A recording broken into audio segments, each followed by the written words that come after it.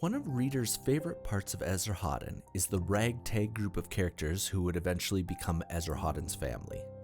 And while the story of how this came to be is contained in the book, it can be a bit tricky to figure out as it is scattered throughout the chapters.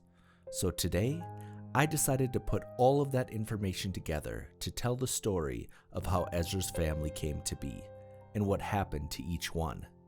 And of course, this video will have spoilers for Esrahaddon. Our story starts a year before the events of the book, in the year 2099, on the island of Arkham, home of Riyria, the Riva who rules the Bahran nation. Hekkabah is an Arkham Bahran and a priestess in the Temple of Uberlin, who has only recently given birth to her first son. In the temple, she comes across a stone tablet which had been brought to Arkham long ago from the ancient palace of Uberlin in the now destroyed Erebus.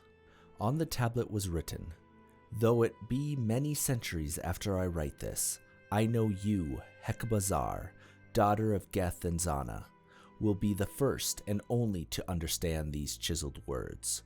Tell no one, and after reading, destroy the tablet. This message is only for you." The tablet then goes on to explain the secret of how to open a sealed tomb of enchanted stone that even Riyria could not open, which contained the Geir Erlichen, the magical robe of Uberlin, being one of his 5 treasures. The stone tablet told Hekkabah she must take the robe and cross the sea to find a Mari-born, aka human, male and give him the robe. You will know him by his given name, Esra, and Haddon, the village of his birth. When you find him, you'll know I have not forgotten my children. And finally, and perhaps most mysteriously, the tablet told her that she would die before the time came for her to pass the robe to Esra. So Hekkabah, believing Uberlin's words on the tablet, sets upon her quest. First, she accesses the stone tomb and takes the robe, stealing it from Riyria. But that came at a high cost. Her dearest Celion, 5 of her friends, and even her infant son all die before she could set sail and escape. She then heads south towards the island of Ayaz. Meanwhile, on Ayaz Hillis, Mashie, an Anchor Bahran warrior who spent 34 years in the combat rings of the Garem, is wanted for murder and is on the run. He tries to escape by stowing away on a ship moored at the Ayaz Hillis docks. Unfortunately, he is found and is going to be killed, but is saved by a sailor on the ship, Niblick, an Urgvarian Bahran. This, in turn, makes Niblick guilty of mutiny and treason. Niblick is put on trial and faces an inevitable sentence of death by hanging. This is when Hekkabah arrives and manages to save Niblick. We don't know the specifics, but the manner in her rescue must have been less than legitimate, since both Niblick and Mashie continue to be wanted Bahran. The 3 then leave and set sail in Niblick's ship, the Great Excuse, towards Kalinia. Both Mashie and Niblick, owing their lives, agree to help Hekkabah find Esra. Along the way, they come across a Clune Bahran named Dank. Dank's village has gotten sick and he is looking for help. He believes if he can find an Urgvarian captain with a ship, perhaps he can take the sick Clune somewhere they can be healed. Hekkabah offers to help. At first, Dank doesn't think much of Hekkabah, but as she is the only Bahran who is offering help, he takes her up on it.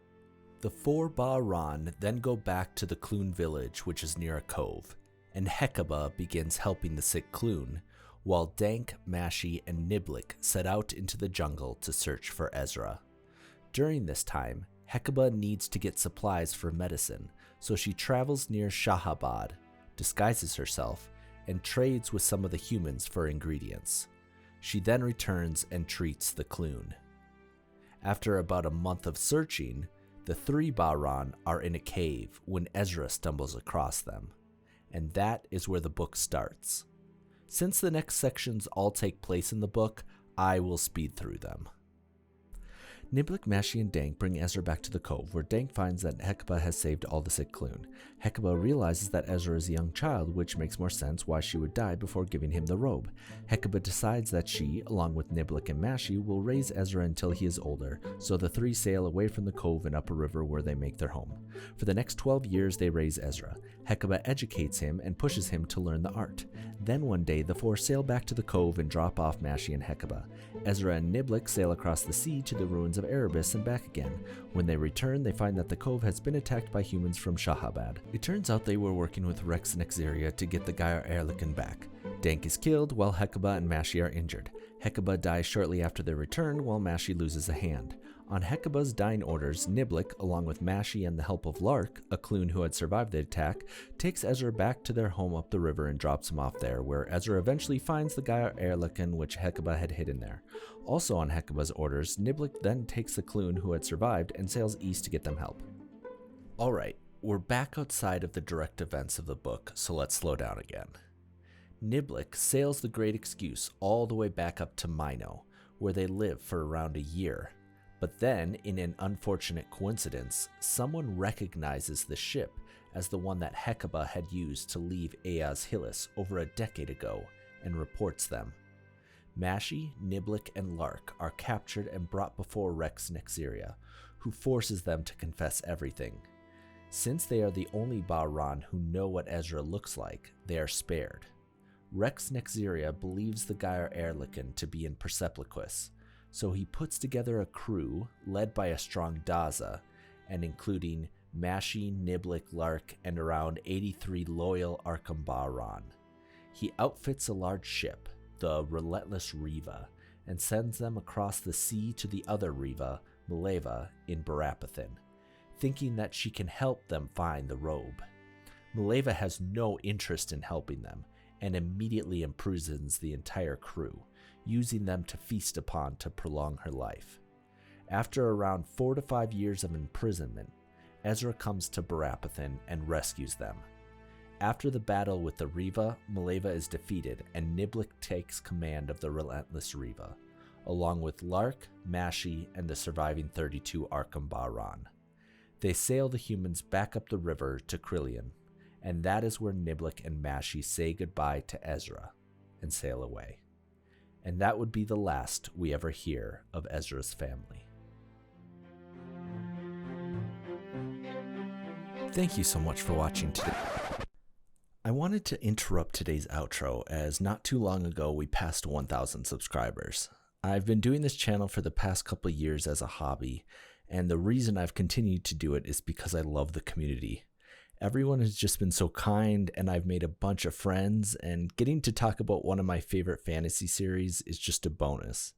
So I truly want to thank everyone who's subscribed, commented, interacted on Discord and Reddit, or just watched the videos. You all are truly awesome people, and I hope we have many more years of books and videos. Thanks.